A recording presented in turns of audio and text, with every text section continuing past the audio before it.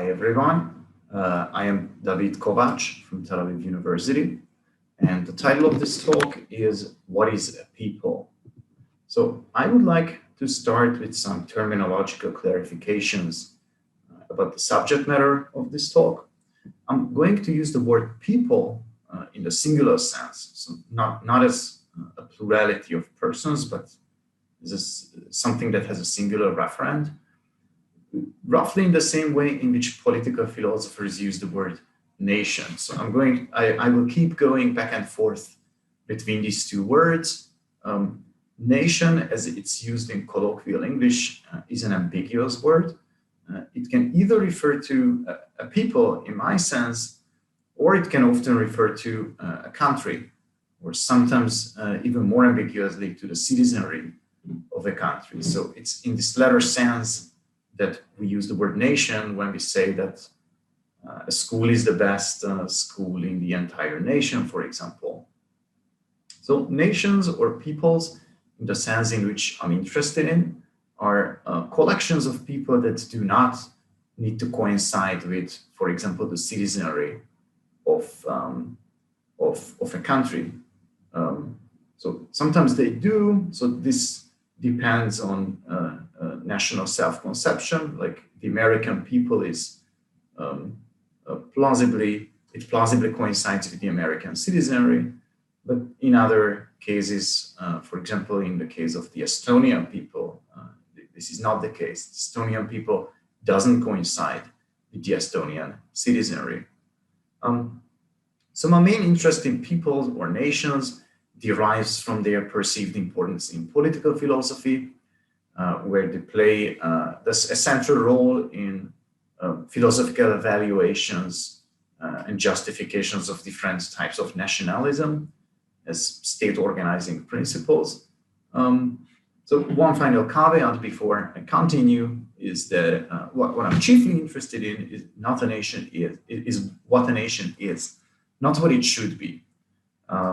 So some national self-conception might well be criticizable, and it's a separate and interesting question whether some nations should change their self-conceptions or should change what they are. But what I'm primarily interested in is the factual question of what they actually are, what kinds of things they are. So there are a few rival conceptions of peoplehood or nationhood in the political philosophy literature. A few contenders without attempting to be exhaustive, I listed here. So ethnic, cultural, but also ethnocultural conceptions of the nation have been discussed more in the social sciences than in philosophy. Occasionally, some authors mention territorial, economic conceptions of nationhood. So Ross Poole would be an interesting example. Some nations are said to have voluntaristic self-conception. So Swiss school children are taught from a very young age that they are a nation of choice, as opposed to more ethnically or linguistically grounded European nations. And of course, there are civic political conceptions of the nation. So I mentioned some authors who give much fuller taxonomies here. So at least in the political philosophy literature that focuses on the nation in its role to back different kinds of nationalism, we can distinguish two broad approaches. They come under various different names. So sometimes they are called objectivism and subjectivism, or objectivism and relativism. Here, I'm going to refer to them as monism and pluralism, just for the sake of clarity. So the monist view, or what I call the monist view, is that at most one of these conceptions that I just mentioned capture what a nation really is. So accordingly, at most one of these notions can support any corresponding form of nationalism. So just one of these notions that are listed here is really correct. That would be the monist view.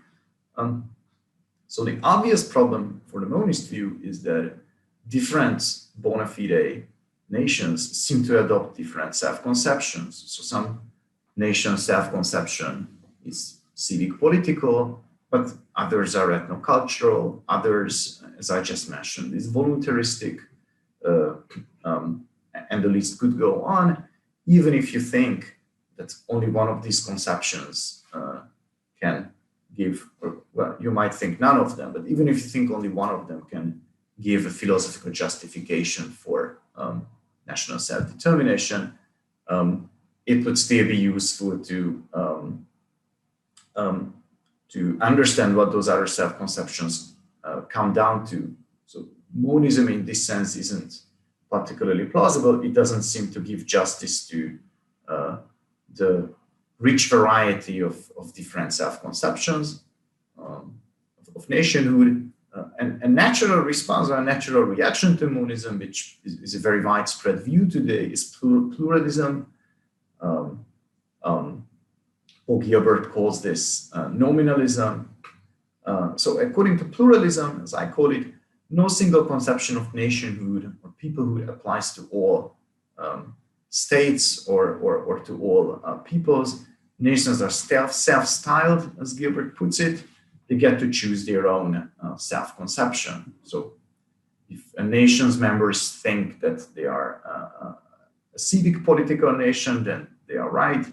If another nation's members think that they are an ethnocultural nation, they may also be right.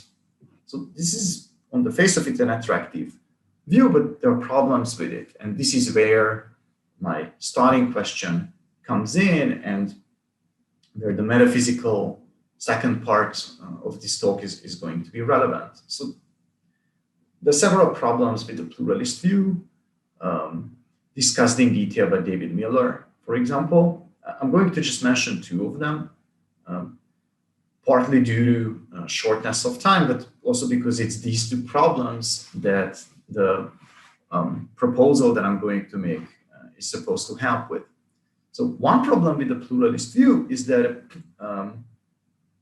the self-definitions in question, or the self-definition that different members of the same people or the same nation give are sometimes inconsistent. So it often happens that different members of the same nation understand their membership in that people in different ways. If you ask them, some of them are going to say that their people is a people in the civic political sense. Others will argue that their people is a people in the ethnocultural sense, or maybe only in an ethnic sense, or maybe only in a cultural sense.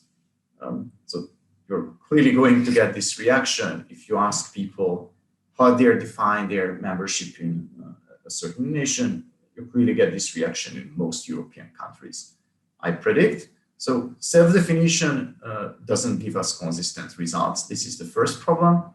Second problem, which is arguably an even deeper problem, is that if you're interested in the concept of a nation, because you're interested in something that could at least conceivably ground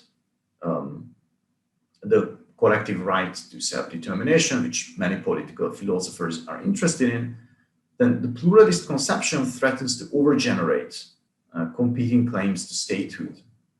So the worry here is that this is not independent from the first problem. Overlapping but non-identical groups of individuals could be salient members to constitute greatly overlapping but non-identical nations. So just to give you a sense of the problem, take first the group of people who are Greek, said to be Greek in the cultural sense. Take the group of people who could be said to be Greek in the civic political sense.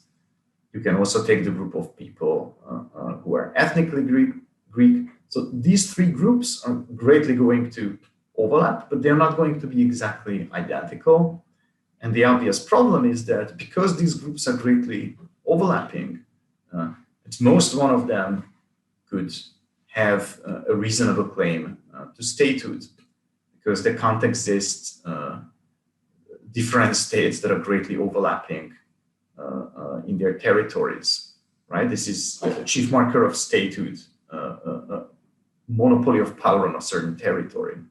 So the other problems, but it's these two that I'm interested in today, especially from a metaphysical perspective. So here's a very brief proposal for a metaphysics of peoples or a metaphysics of nations. There are other ways of going about this too, but in the 10 minutes that I'm left with, I'm just going to spell out one positive idea. So my starting point, which I'm not going to argue for here, it's I think the best argument for a certain ontology of nations is usually going to be its problem-solving potential. So my starting point is this idea recently proposed by Isaac Wilhelm that social groups are four-dimensional. We should conceive of social groups in line with a four-dimensionalist ontology. Actually, he defends a stage theory of groups, but I'm just going to focus on the 4D part here. And specifically, we can adopt a four-dimensionalist ontology of peoples. Moreover, I propose that we adopt a plenitude four-dimensionalist ontology of peoples. So plenitude four-dimensionalism is a very popular view about material objects. What I'm proposing is that we think in a similar way of peoples or nations. So here's a way to also determine the boundaries of a certain nation. And here I'm referring back to work that I did elsewhere on personal identities. So what I'm going to describe is closely analogous to a certain view, which I call the self-making view of a personal identity that I defend elsewhere. So the view in the case of peoples goes roughly like this. When we try to understand who the members of a certain nation are, we take various sets of candidate members. So some of these candidate members are determinately members of the nation. They are members under all precisifications.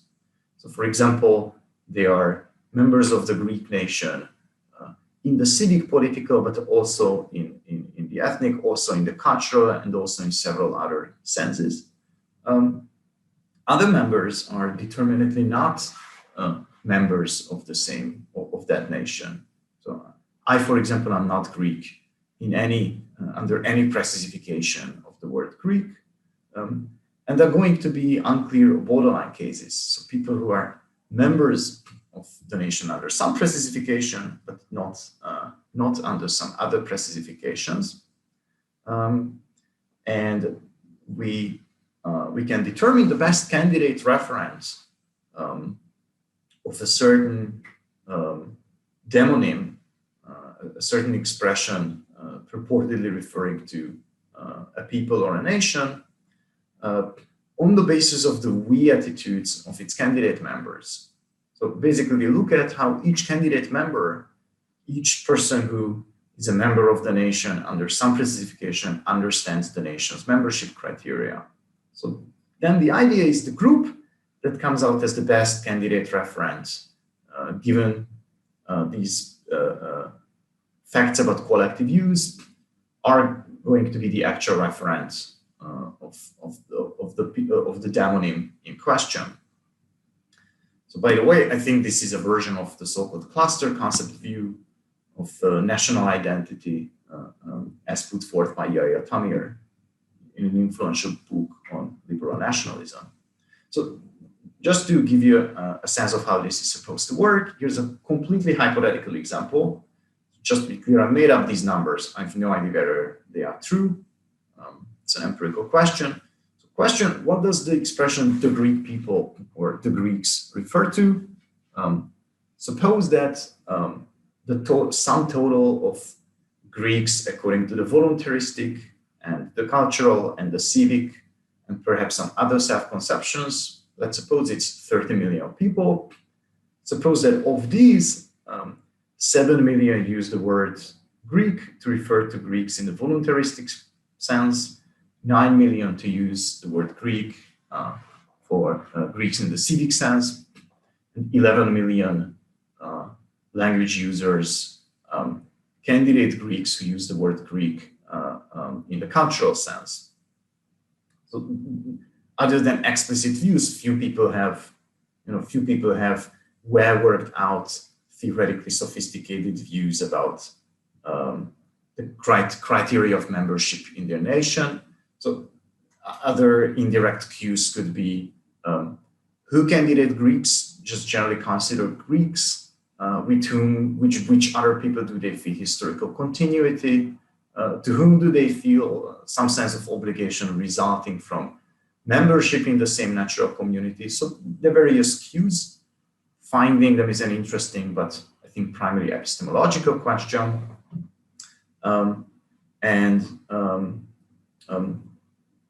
If these hypothetical numbers are right, as I said, they are purely hypothetical, then at least in this case, the Greeks would turn out to be a people in the cultural sense. Okay, that would be the best candidate reference of the plural expression, the Greeks. It's important to note that the groups of individuals who would qualify as Greeks in the voluntaristic or Greeks in the civic sense, those groups of people still exist. So that's how what I'm proposing is a plenitude ontology. They still exist, but they are not peoples. They are not peoples because they are inferior candidates to something else that is a people. So here are some important, interesting consequences of the view that I was just catching. So due to the this plenitude feature that I just noted, peoplehood on the view I'm proposing turns out to be an extrinsic property. So given any nation or people, there could be a possible word with a group qualitatively indistinguishable from the people in question in the actual word, which fails to be a people because it overlaps too much with another group that is a better candidate for being a people. So peoplehood is an extrinsic property in the sense I'm describing. Something that may well be a civic people in another possible sense could fail to be a civic people because it overlaps too closely with, let's say, a cultural people, which is a better candidate to be the true referent of a demonym in the actual world. So, second interesting consequence, which I think is a good consequence, is that given the view I sketched, peoples or nations could overlap. So one person could be a member of more than one people at the same time. I think this is a good thing because it meshes with our intuitions. This is how we usually think of peoplehood. Moreover, which I think has relevance for the political philosophy literature, it's a desideratum that some theorists, for example, David Miller, took pains to meet, is that the view I'm sketching allows for the possibility of nested nations. So it's possible for members of a people to be the subset of them of all of the members of another people. So peoples could have parts or subsets which themselves are peoples. So I mentioned a few cases here. If you think that the Brits constitute a people, the Scots could well constitute another people, even though they are also a subset of the Brits. And you might plausibly think that the Catalans or the Quebecois are also similar cases. They are also peoples who are at the same time subgroups or nested nations within a larger people or larger nation. Further interesting consequence is that the same people could be a people could change its identity as a civic or an ethnocultural or a statist kind of people over time. So it's a people that is a people, let's say in the ethnocultural sense in one time, could turn into a people in the civic sense at another time. This is possible by the same temporally extended people having different kinds of temporal parts at different time. So changing self-conception on the view that I'm proposing could change the kind of people or the kind of nation that a nation is at different times. I think this helps with both of the problems that I noted at the beginning. So because of this compromise view that I was proposing, by collective fixing of the reference of a certain demonym, it's still possible for some members of a people to just be wrong about what the people that they are members of is. I think it also helps with the overgeneration problem. So the view that I was describing helps ensure that roughly in the same, that even though different peoples could have shared memberships, they can't greatly overlap. Okay, there isn't, there's just one Greek nation, not 2 or 3 or 5 because of these different self-conceptions. So many questions are left open.